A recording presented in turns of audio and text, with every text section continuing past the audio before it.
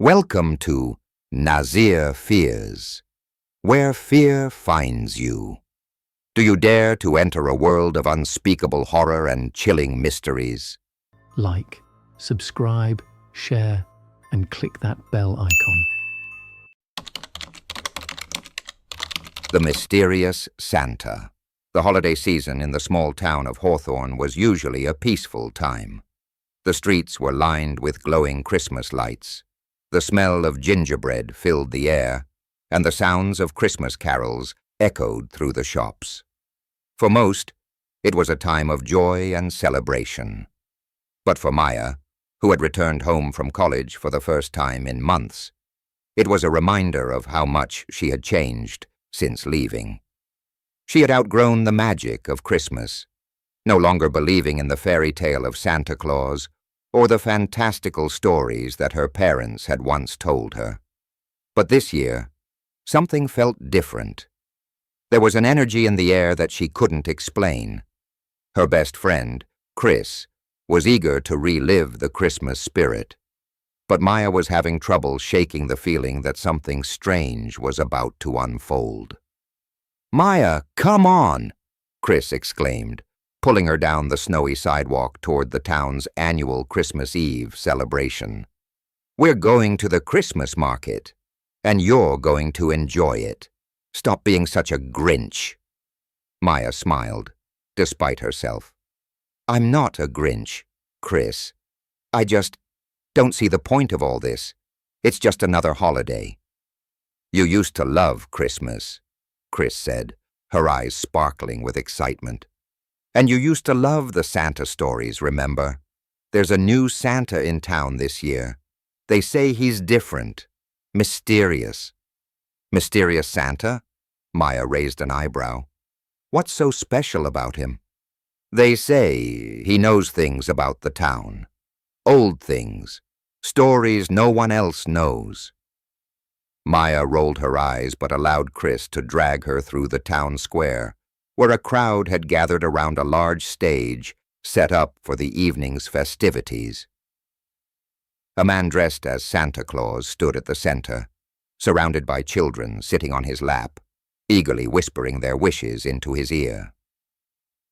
At first glance, there was nothing particularly special about this Santa. He looked just like every other Santa Maya had ever seen. Fluffy red suit, white beard, jolly round face. But something about him felt different. His eyes were cold and distant, as if they held a secret no one else could know. "See?" Chris said, tugging on Maya's sleeve. "That's him! Mysterious Santa!" Maya squinted at the man, her curiosity piqued despite her skepticism. She watched him for a moment longer, then turned to Chris. "All right, I'll bite. What's the deal with him?" Chris leaned in, whispering as if sharing a secret. "They say that every year he comes to Hawthorne, but he only appears on Christmas Eve. And each time, someone in the town, someone important, disappears." Maya's eyebrows shot up. "Disappears? Are you serious?" "I'm telling you," Chris insisted. "My grandmother told me about it. She said this Santa isn't just any jolly old man. He's a spirit who comes to take what's owed to him. And if you don't believe in him, well, you end up paying the price." Maya couldn't help but laugh at the absurdity of it all. "Chris, you've been reading too many ghost stories. This guy is just some old man in a costume." Chris shook her head, her eyes wide with belief. "It's true. People in Hawthorne don't talk about it much, but every year someone's missing after Christmas Eve. No one ever knows why." Maya looked back at the Santa on stage. He had just finished with one child and was now moving to the next, his face still unreadable, his movements stiff and deliberate. "Whatever, I'll play along," Maya said, humor in her voice. "But I'm not believing any of this ghost stuff." That night, after the festivities wound down, Maya and Chris walked home together. The snow had started to fall again, heavier now, and the streets were eerily quiet. The bright lights from the Christmas market faded behind them, leaving only the distant sound of jingling bells. As they passed by an old alley near the town center, they heard footsteps behind them, crunching in the snow. Maya turned around, but no one was there. Chris looked over her shoulder, too. "Did you hear that?" Maya whispered. "Yeah, it's probably just someone out for a walk," Chris said, though her voice trembled slightly. They continued walking, but the feeling of being watched only intensified as the footsteps grew louder. Maya's heart raced as she glanced around the darkened streets, but she couldn't see anyone. Suddenly, a figure emerged from the shadows in front of them. A man, dressed in a dark coat and wearing a large hat. His face was obscured by the shadow, but there was something oddly familiar about his presence. "Can I help you?" Maya asked, her voice shaky. The man didn't answer. He just stared at them with piercing eyes, cold and unblinking. Before Maya could react, the man reached into his coat and pulled out a small, ornate box. He handed it to her without a word. "What is this?" Maya asked, confused. The man didn't answer, but as she touched the box, a cold chill ran down her spine. It was old, almost ancient, and its surface was decorated with strange symbols that Maya didn't recognize. The man stepped back into the shadows, disappearing into the night as quickly as he had appeared. "Maya, what just happened?" Chris asked, her voice trembling. "I don't know," Maya said, still holding the box in her hands. "But we need to figure this out." The next morning, Christmas Day, Maya woke to find the strange box still on her nightstand. It had an unsettling aura about it, and her curiosity got the better of her. She opened it carefully, revealing a small, folded piece of paper inside. The paper was old and yellowed, the edges frayed with age. The words on the paper were written in a strange, flowing script, and the message was simple but chilling. "He is coming. You will pay the price for your disbelief." Maya's heart dropped into her stomach. What had she gotten herself into? Later that day, she and Chris walked into town, determined to get answers. As they approached the town square, they saw the figure of Santa once more, standing in the middle of the street, facing them directly. But this time, he wasn't wearing his usual jolly expression. His eyes, those cold, lifeless eyes, bore into Maya's soul as if he knew her darkest secrets. She froze, unable to move. The ground trembled beneath her feet as the Santa figure slowly raised his hand, pointing directly at her. The crowd around them was oblivious to what was happening, but Maya could feel the weight of his gaze, the inevitability of his presence. It was only then that Maya realized the truth. Santa was no myth. He was something much darker, something ancient, and it had been watching her all along. The Christmas Bell. The small village of Ashford had always been quiet, a place where the days passed slowly, and the cold winter nights were filled with the sounds of Christmas carols and the crackle of fireplaces. For Sophia, Ashford was home, a place of warmth, memories, and family traditions. But this Christmas felt different. This year, a shadow had descended upon her family. Sophia stood in the attic of her childhood home, staring at the old chest that had been in the family for generations. Her grandmother had told her stories about the chest, but never about what was inside. It had always been locked, hidden away from the rest of the world. But tonight, Sophia could feel the pull to finally open it. "Are you really going to do this?" Eli, her older brother, asked from the doorway, his arms crossed. "We've been over this before, Sophia. Grandma never wanted us to meddle with that stuff. The bell, it's part of the curse." Sophia turned to face him, her expression determined. "I have to know. There's something important inside that chest. Something that can explain all the strange things that have been happening this year." Eli sighed, running a hand through his hair. "I know you want answers, but you don't understand. The bell, it's not just a family heirloom. It's tied to a curse, something my grandmother never spoke of openly. She always warned me to stay away from it." Sophia stepped forward, her hand resting on the chest. "Grandma's warnings didn't stop me before. We've been hearing strange noises, seeing things in the house, and these odd dreams. I know they're all connected to that bell." Eli hesitated, his face troubled. "Okay, but if we open it, we might be inviting something we can't control." Sophia ignored her brother's warning and opened the chest. Inside was an old, tarnished bell, its surface worn with age, but the sound it made when Sophia gently tapped it was unmistakable. A deep, resonating chime that seemed to echo through the house, vibrating the very air around her. For a moment, there was silence. Then, the room grew colder, the air thick with an unexplainable tension. Eli shivered, looking around nervously. "What did I tell you?" he whispered. Sophia didn't respond. Instead, she picked up the bell, feeling an undeniable energy flowing through her. She could hear whispers, distant, faint voices that seemed to come from the very walls of the house. "Who is that?" Sophia murmured. Before Eli could answer, they heard a knock on the door. It was quick and sharp, unnatural. Neither of them had heard anyone come to the house. Eli went to the door, his face etched with concern. When he opened it, there was no one there, just the cold winter air blowing in. But lying on the doorstep was an old letter, sealed with wax. Eli picked it up, his fingers trembling.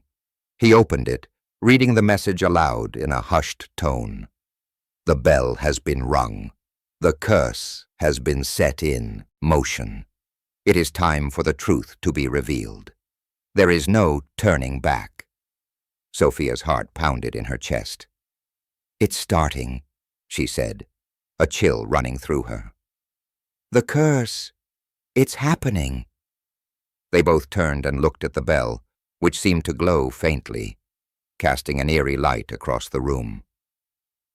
That night, after a tense dinner, Sophia couldn't shake the feeling that something was wrong. The bell sat on the kitchen table, its presence unsettling. It was as though the bell itself was watching them, its dark history weighing heavily in the room.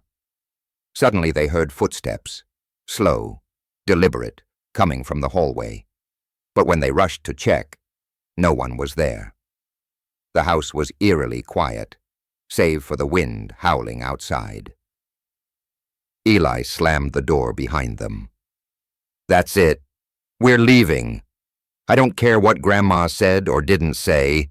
We need to get away from this bell before it destroys us." Sophia felt her blood run cold as she stared at the bell. "I can't leave it. I have to understand what this is. We have to break the curse." Suddenly Margaret, their grandmother, appeared in the doorway, her face pale and drawn. "I told you both to stay away from it," she said softly, her voice cracked with age. "But now it's too late. You've unleashed it." Sophia gasped, stepping toward her. "Grandma, what's going on? What is this bell?" Margaret slowly crossed the room and sat down, her hands shaking. "It's part of a curse I've been trying to contain my whole life. The bell. It was once used to summon spirits, to open a door to another world. It was created by an ancient family, long before ours, who used it to bind the souls of the dead to their service. But when they were betrayed, the bell was cursed.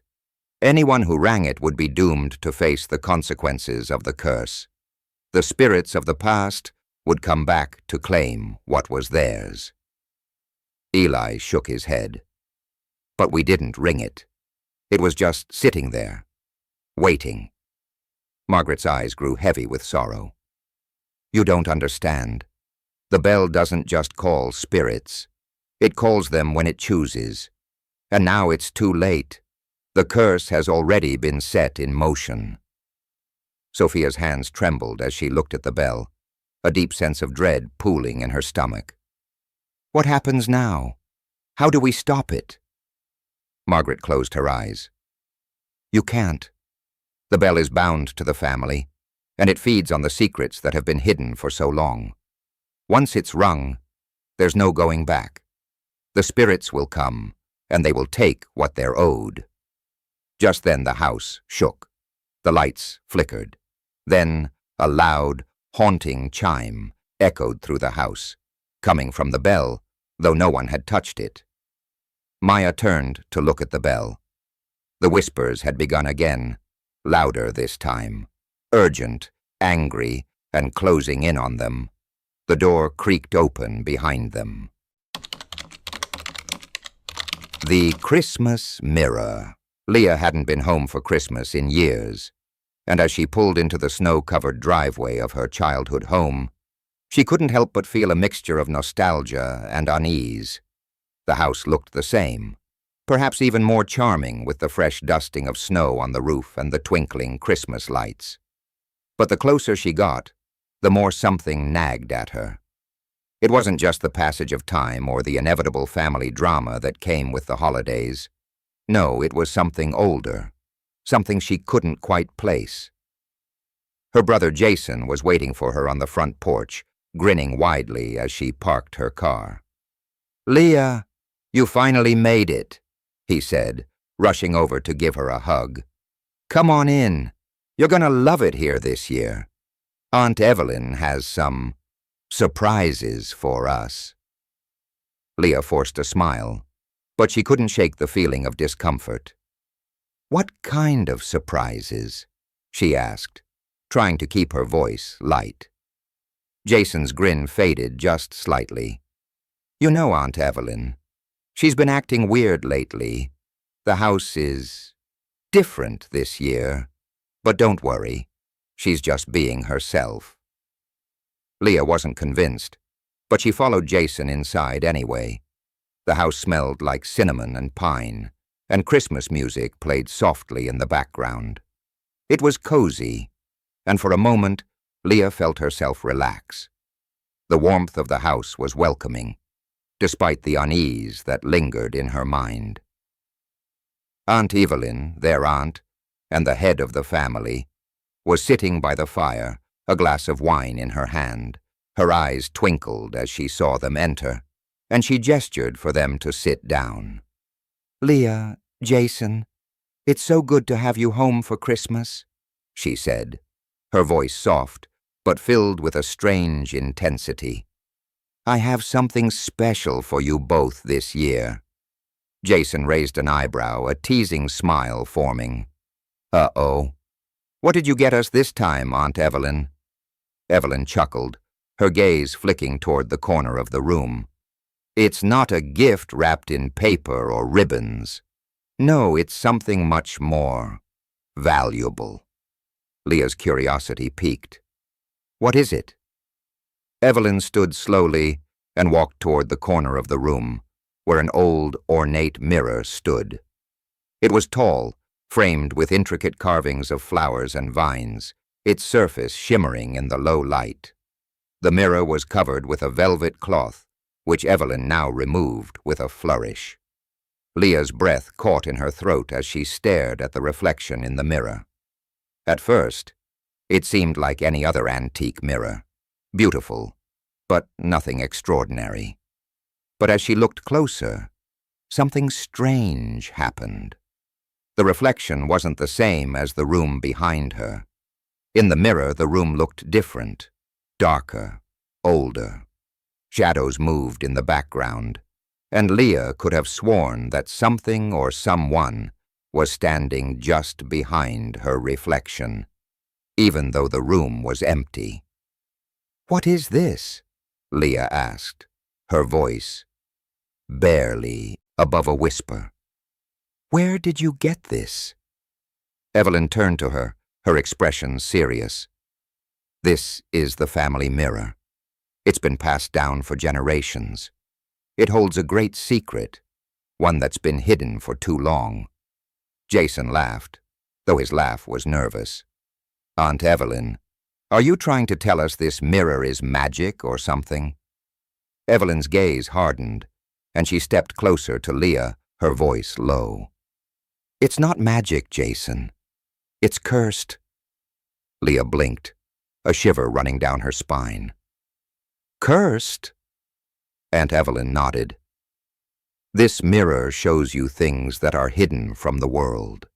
It reveals secrets, but not just any secrets.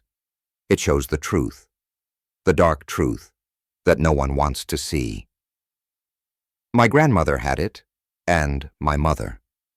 Each time someone looks into it, they are shown something they've been avoiding." Leah felt her stomach tighten. "What do you mean? What does it show?" Evelyn's expression became distant, as if lost in the past. "It shows the truth about the person looking into it. It shows their greatest fears, their deepest regrets. And sometimes, it shows things that shouldn't be seen at all." Leah felt uneasy, but she couldn't stop herself from stepping closer to the mirror. The reflection in the glass seemed to shift again, and this time she saw a figure standing behind her. It was faint at first, but as she stared harder, the figure became clearer. It was a woman, her face obscured by shadow, but there was something familiar about her. Her heart raced as she realized the woman's presence was somehow tied to her own life. "Leah, don't," Jason warned, his voice shaky. But it was too late. Leah reached out, her fingers brushing the cool surface of the mirror. As soon as she touched it, the room seemed to distort. The shadows in the mirror grew darker, and the figure of the woman began to move closer. Leah's breath caught in her throat as she watched the figure step toward her, its hand reaching out to touch the glass. Suddenly, the reflection of the woman stepped out of the mirror.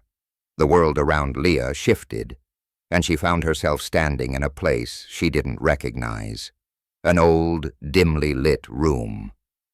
The figure of the woman stood before her, her face still shrouded in shadow. "Who are you?" Leah demanded. Her voice trolling, the woman didn't answer at first.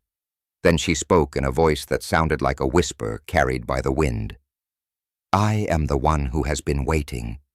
I am the truth you have avoided all your life." Leah took a step back, her heart pounding. "What do you want from me?" The woman's face became clearer and Leah's blood ran cold. The woman's eyes were familiar, deep, haunting eyes that Leah had seen in her nightmares. It was a face she recognized, but it wasn't her own. The woman smiled, her lips curling into a sinister grin. "It's time for you to face what you've forgotten, Leah. The truth you've been running from." Suddenly, Leah was jolted back into the living room, standing in front of the mirror once more. The woman was gone, and the reflection returned to normal. But Leah was no longer the same. She felt as if something had shifted inside her, as though a door had been opened to a truth she wasn't ready to face. Aunt Evelyn stood behind her, watching her closely. "You've seen it, haven't you? The truth of your past. It's time for you to remember." Leah turned to face her, her mind racing. What was that? Who was she? Evelyn's face was grim, her eyes filled with sorrow. "She is someone from your past, someone you've forgotten. But now that the mirror has shown you, you must face the consequences." Leah felt a cold chill as she realized the truth. The mirror didn't just show what had been forgotten. It showed what was hidden, buried deep within. This concludes The Christmas Mirror. The story explores the dangerous power of a family heirloom that reveals the dark, hidden truths of the past, forcing Leah to confront a painful secret about her own life.